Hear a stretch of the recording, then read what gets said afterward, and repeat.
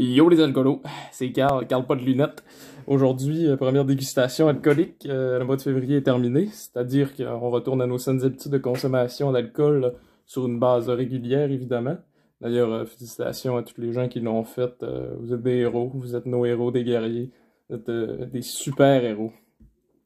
Fait qu'on retourne sur nos dégustations plus classiques de bières alcoolisées. Puis aujourd'hui, ben, on va revenir à ce que j'ai fait dernièrement sur le bocal parce que on est encore avec le bocal, avec la milkshake, pas IPA, New England IPA, une NEIPA. Pourquoi, c'est quoi la différence? Vous allez me demander, ben, c'est pas trop long, je vais vous le dire. Une New England IPA, dans le fond, ça va avoir son allure, c'est une robe plus opaque, plus crémeuse un peu trouble. Ça se rapporte un peu à un jus, comme un jus d'orange bien concentré, bien opaque. Aussi, il ne va pas avoir, oui, ça reste une IPA, mais il n'y aura pas, on va dire, l'amertume aussi intense qu'une IPA classique peut avoir. Ça va être un peu plus aromatisé qu'une IPA. C'est en gros les différences qu'il peut avoir entre une New England IPA, ce qu'on déguste en ce moment, et une IPA classique. Donc, Milkshake New England IPA du bocal. Bon, on ne lira pas à notre suce, on va tout de suite se verser ça dans le beau petit verre. Puis bon, je m'attends à quoi? Je m'attends, comme je l'ai dit, à un goût, oui, amer, certes, mais quand même avec des bonnes arômes. Puis là, milkshake, ça risque de surprendre, je pense. Ça risque d'être une drôle de dégustation, parce que si ça goûte vraiment le milkshake, je sais pas trop à quoi m'attendre. Bon, là, comme on peut le voir, c'est ça que je dis, l'allure un peu opaque, puis vraiment bien fournie, ça ressemble vraiment à du jus. On va se donner une petite whiff, là. Je sens pas grand-chose. Ça sent pas mal ce qu'une IPA classique sent. Je commence... Ouais, il y a du... On va conclure ça avec un goût. Fait que... santé là.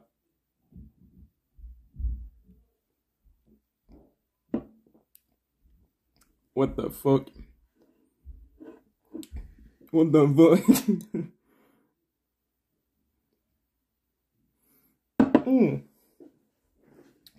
Ouais, ben écoutez, je suis quand même choqué. C'est la première fois que je goûte de quoi d'aussi, on va dire, différent. Parce que milkshake dans le nom, c'est pas pour faire beau, là, ça goûte vraiment le milkshake. Il y a un petit goût un peu crémeux, laiteux, qui est accompagné d'une amertume qui est pas trop présente. Mais on reste quand même dans le spectre des IPA, fait qu'il y a une amertume qui est là, mais ça goûte le milkshake un peu. Ça a un goût crémeux, un peu laiteux, avec des arômes un peu, ouais.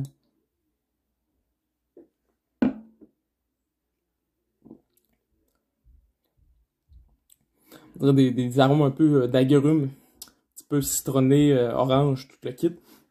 Je suis quand même bouche bée parce que c'est vraiment différent de ce que je bois d'habitude. C'est pas le genre d'IPA qu'on trouve aux oranges, aux mangues, aux ananas. Non, c'est au milkshake puis ça goûte le milkshake. Là. Ça a vraiment le goût de la crème, du lait. C'est... Écoutez, je vais prendre le temps de lire ce que eux, on va dire, le bocal sur la Milkshake New England IPA. Bon, Milkshake New England IPA, bois ton shake. Là, il dit, c'est quoi? C'est tout blonné, c'est la mangue, c'est de l'ananas, c'est vanillé. Bon, écoute, je riais de la mangue et de l'ananas, il rit de moi en ce moment, je suis désolé. C'est crémeux, c'est juteux, c'est fruité, c'est frais, c'est l'été, c'est la joie, c'est wow, c'est cool, c'est carrément buzzant.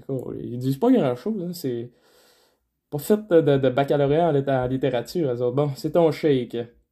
Ouais, c'est ça, amertume 47. Il y a quand même une amertume. Il y a une amertume qui est quand même présente. Mais c'est pas comme on l'avait vu dans l'épisode avec la bière de Vagabond, que là, ça décorchait la peau du palais au grand complet. C'est assez doux comme amertume. C'est assez pour dire que si vous n'êtes pas des fans d'amertume prononcée, lancez-vous même pas là-dedans. Puis en plus, avec un goût vraiment présent de milkshake, c'est déstabilisant. On dirait je sais pas quoi dire. C'est de quoi que je suis vraiment pas habitué de voir.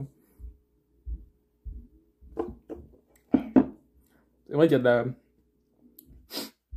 il y a vraiment un goût de vanille aussi. Je pense que ça goûte plus la vanille, le milkshake, que les mangues, les ananas, pour être honnête. Là. Ça, on reste quand même un peu dans les agrumes. J'aurais un peu raison. Mais c'est... écoutez, si vous êtes fan de bière qui vous sort de votre zone de confort, essayez-la parce qu'elle est buvable. Oui, ça goûte le milkshake, mais je trouve que c'est une belle combinaison. Puis ils ont fait preuve d'une grande créativité. C'est des génies, ces gars-là. Des astis de génies. Fait que maintenant, vidéo quand même assez cool, hein? 5 minutes 38, c'est pas... en tout cas, mettons une note sur 10. Je vais prendre en considération la créativité derrière cette bière parce que c'est pas commun de voir des bières qui dépassent les frontières qu'on se pose dans le domaine de la bière, hein, qui vont au-delà de l'imagination des brasseurs. C'est beau ce que je dis. Fait que pour la créativité, le goût, parce que c'est bon pareil. Moi, je suis quand même fan. J'en rachèterai, je pense. On va lui donner un bon 9 sur 10 pour vrai. Puis je suis quand même honnête. Un bon 9 sur 10 pour une bière qui goûte la milkshake, là. Oui, je suis conquis. Mon cœur est en joie. Fait que, ça se résume à ça. New England IPA, milkshake du bocal. Écoutez, vraiment avec des agrumes, pas des agrumes, des arômes de mangue, ananas que je vois pas trop, là. Mais ça goûte la vanille, ça goûte le milkshake, puis c'est amer. Écoutez, c'est vraiment une bière au milkshake, là. Il y a rien d'autre à dire là-dessus. À part la boire. Santé!